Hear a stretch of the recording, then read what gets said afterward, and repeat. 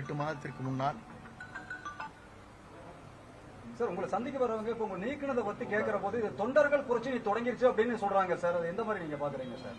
நீக்கினதை தவிர தொண்டர்களுடைய புரட்சி தொடங்கிருச்சுன்னு அந்த வார்த்தையை அழுத்தம் திருத்தமா சொல்றாங்களே சார்.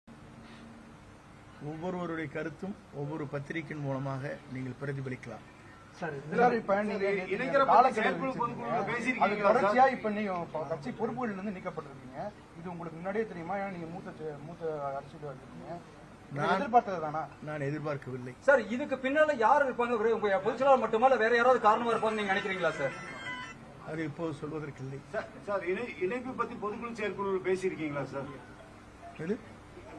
கட்சியில எல்லாத்தையும் எப்போது கூடியதை இப்ப பேசுறதுக்கு சார், இணைப்பவர்கள் வந்து பொதுச் செயலாளர் சொல்லிருக்கீங்க.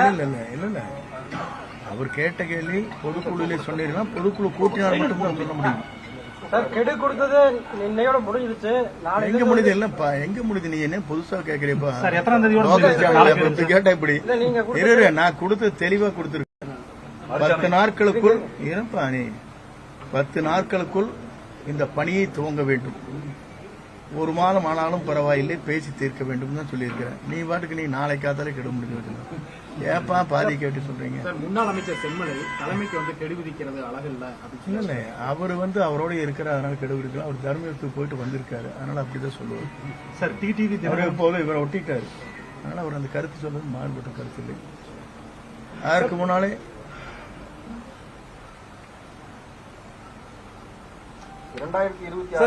இல்ல யாருதான் அந்த கருத்தை வெளிப்படுத்துவது? அதுதான் உங்களுடைய கேள்வி. தொண்டர்கள் எல்லோரும் நினைக்கிறார்கள், பொதுமக்களும் இந்த ஆட்சி வெற்றி பெற வேண்டும், ஆட்சி கட்டளை அமர வேண்டும் நினைக்கிறார்கள்.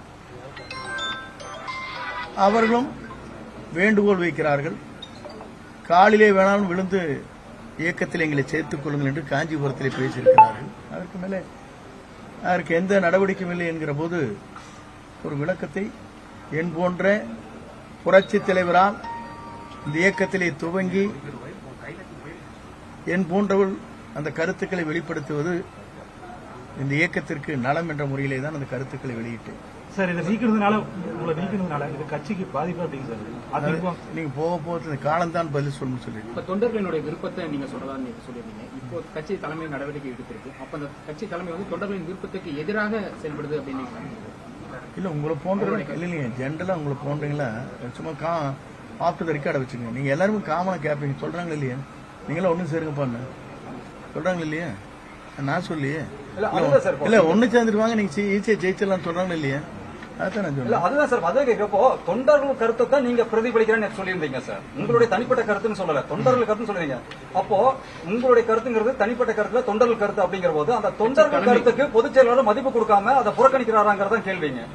செங்கோட்டையன் சாருடைய கருத்து இல்ல, தொண்டர்கள் கருத்தை புறக்கணிக்கிறாராங்க. கருத்தை நான் வெளிப்படுத்தி இருக்கிறேன். நீங்கள் கேட்கின்ற கேள்விக்கு பொதுச் செயலாளர் தான் பதில் சொல்ல வேண்டும் சார். டிடிவி தினகரன், சசிகலா இவங்க நேற்று நீங்க சொன்ன கருத்துக்கு வந்து வரவேற்பு கொடுத்துருக்காங்க. அப்படிங்கும்போது அதை பத்தி நீங்க என்ன சார் நினைக்கிறீங்க? அவர் மட்டுமல்ல, நயனா நாகேந்திரன் கொடுத்திருக்காரு, ஜெயமலதா கொடுத்திருக்காங்க. இது எத்தனை பேர் கருத்துக்கள் சொல்லுங்க. நிறைய பேர் நேற்று விவாத மேடையில கூட சொல்லியிருக்காங்க. அவர் சொன்னது நியாயமான கருத்து. இந்த கட்சி பொறுப்புகள் கட்சியுடைய நலன் கருதி சொல்லியிருக்காரு, என் நலன் கருதி அல்ல. முக்கியமான மூத்த தலைவர்களுடன் ஆலோசனை பண்ணிட்டு தான் பண்ணிருக்காரு.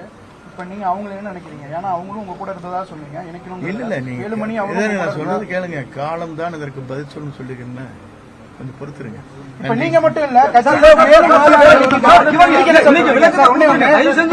நீங்க